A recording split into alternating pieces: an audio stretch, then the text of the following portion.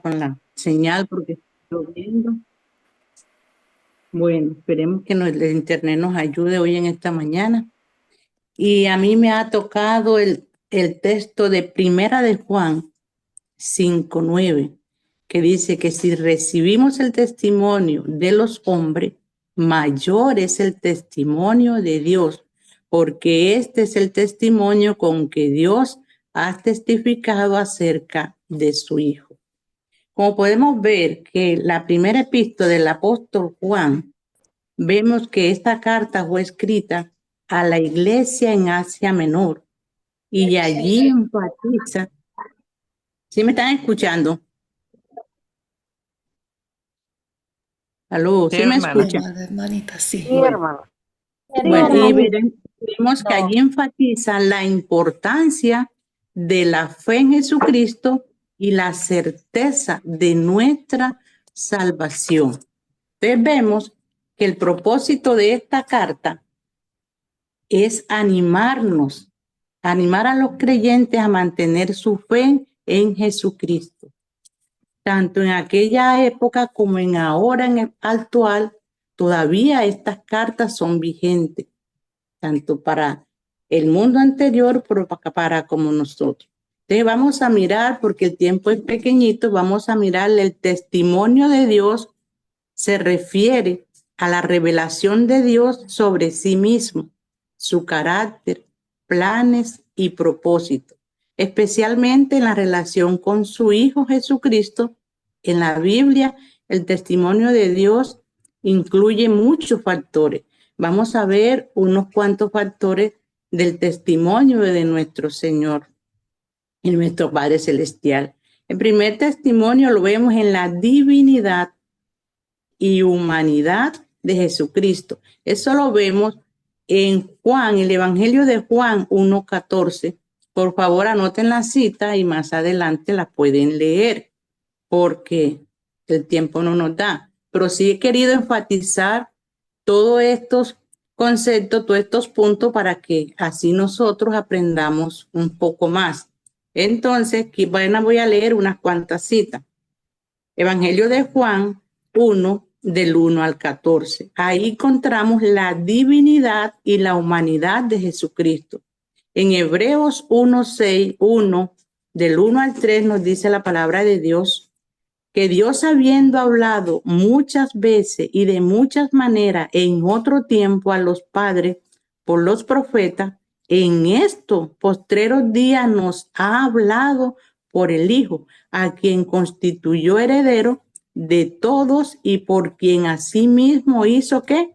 El universo. Ahí vemos la divinidad de nuestro Dios junto, reconociendo a su Hijo Jesucristo. Segundo, la muerte y resurrección de Jesucristo. Eso lo vemos en Primera de Corintios 15, del 3 al 4. Vamos a mirarlo rapiditamente. Dice, porque primeramente os he enseñado lo que asimismo recibí, que Cristo murió por nuestros pecados conforme a las Escrituras. ¿Ya? Porque primeramente os he enseñado de lo que asimismo recibí, que Cristo murió por nuestros pecados. Cristo no murió conforme a su parecer. Cristo murió de acuerdo a las Escrituras, como estaba estipulado por su Padre. ¿Y murió qué? Por nuestros pecados. Tercera, la expiación de los pecados a través de Jesucristo. Eso lo vemos en Juan, en el Evangelio de Juan 1:29. Miremos el Evangelio de Juan 1:29.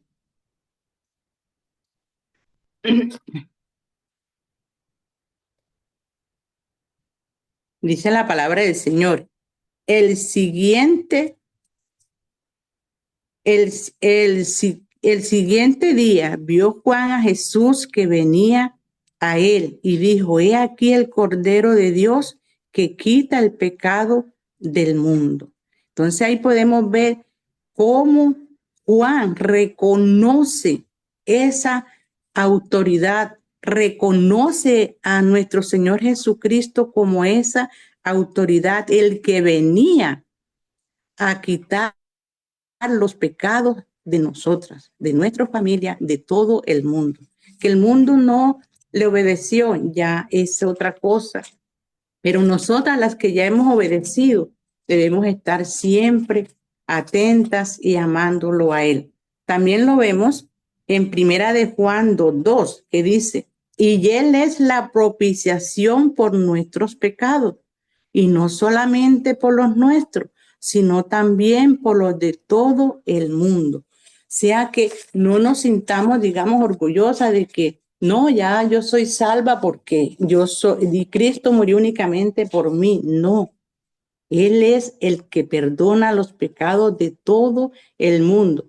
Que sí, debemos sentirnos privilegiadas que ya nosotros hemos llegado a los pies de nuestro Señor Jesucristo.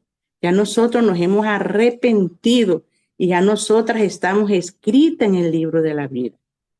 El otro testimonio que vemos es la promesa de la vida eterna en Jesucristo. Eso la vemos en el Evangelio de Juan 10:28. Y también lo vemos en Primera de Juan 5:11 y 12. Dice así, y este es el testimonio que Dios nos ha dado vida eterna, y esta vida está en su Hijo. Miren pues, el que tiene al Hijo tiene la vida. El que no tiene al Hijo de Dios no tiene la vida. Mire aquí el tronco de testimonio que nuestro Dios está dándole a su Hijo Jesucristo, ese reconocimiento. El quinto testimonio es la soberanía y la autoridad de Dios. Esto lo vemos en Isaías 55:8, en Romanos 11:33 al 36. Espero que anoten esta cita. Vemos ahora la segunda forma en que Dios da testimonio. Eso lo vemos en las Escrituras, en 2 Timoteo 3:16-17, que nos dice que toda la Escritura es inspirada ¿por quién? Por Dios, y que nos es útil para redarguir, para corregir, para instruirnos en justicia, al fin que el hombre de Dios se ha preparado para toda buena obra. Ahí vemos la forma en que Dios da testimonio. Segundo, la naturaleza y la creación. Lo vemos en Romanos 1:19 y 20. Vamos a leer un poquito. Esta cita sí me gustaría explicarla un poco.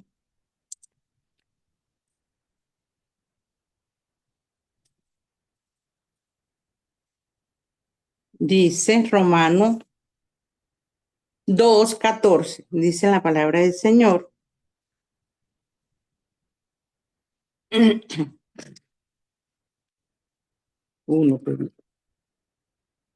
Dice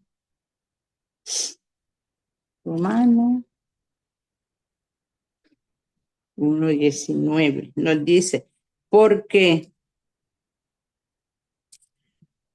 lo que Dios se conoce les es manifiesto, pues Dios se lo manifestó, porque las cosas invisibles de Él, su eterno poder y deidad, se hace claramente visible desde la creación del mundo, siendo entendida por medio de las cosas hechas, de modo que no tienen excusa.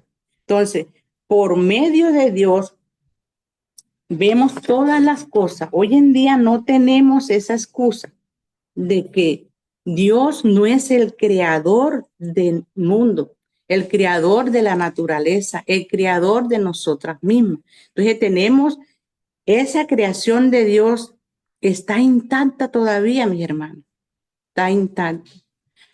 El tercer punto, la conciencia humana. La vemos en Romanos 2:14 y 15, que dice, Porque cuando los gentiles que no tienen ley hacen por naturaleza lo que es la ley, esto aunque no tengan la ley, son ley para sí mismo,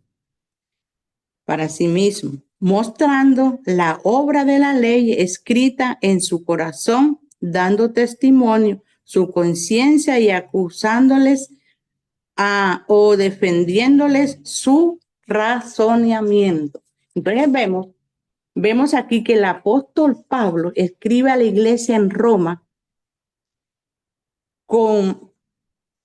induciéndole a los judíos y a los gentiles que la carta se enfoca en la justificación por fe en Jesucristo. Pablo argumenta que todos, tanto los judíos como los gentiles, están bajo el juicio de Dios. Los gentiles hacen lo que la ley ordena, aunque no tenían la ley mosaica. Los gentiles pueden hacer lo bueno y justo por naturaleza. Son ley para sí mismos. Los gentiles tienen una conciencia interna que les guía hacia lo bueno y hacia lo malo.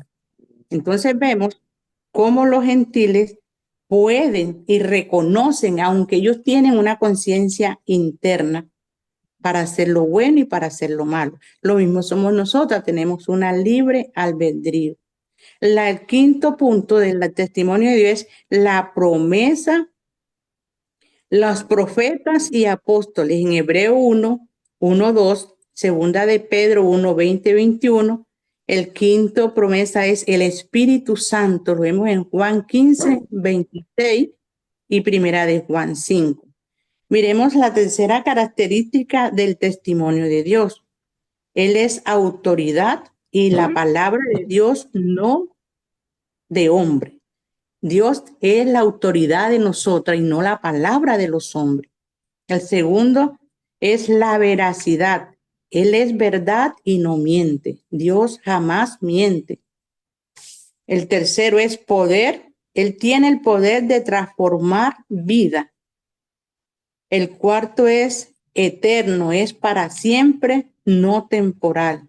Y el quinto, universal, es para todos, no solo para algunos. Entonces, la autoridad y el testimonio de Dios es para todo el mundo, no solamente para nosotras, mis amadas hermanas. Entonces, para concluir, ¿de qué manera esa fe nos está conduciendo a nosotros a través de Jesucristo? ¿Cuál es ese compromiso que nosotras tenemos con nuestro Dios? Y esta palabra me ha gustado tanto porque así podemos testificar de Dios, que es el que tiene el poder y no los hombres. Mi Dios me las bendiga, mis amadas hermanas. Y gracias por la oportunidad.